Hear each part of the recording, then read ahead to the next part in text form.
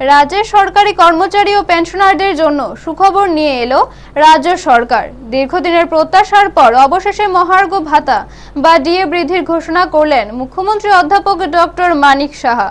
রাজ্য সরকারি কর্মচারীদের মহার্ঘ ভাতা ৫% বাড়ানোর সিদ্ধান্ত নেওয়া হয়েছে।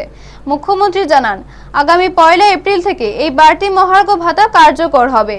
এর ফলে রাজ্যের বিপুল সংখ্যক কর্মচারী ও পেনশনার সরাসরি উপকৃত হবেন।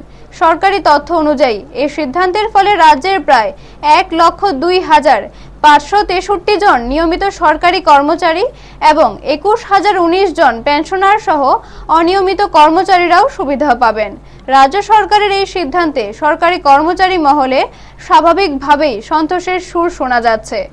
অনেকের মতে মূল্যবৃদ্ধির বাজারে এই অতিরিক্ত মহার্ঘ ভাতা কর্মচারী ও পেনশনারদের আর্থিক স্বস্তি দিতে সহায়ক হবে। ব্যুরো রিপোর্ট, নিউজ তৎকাল 24।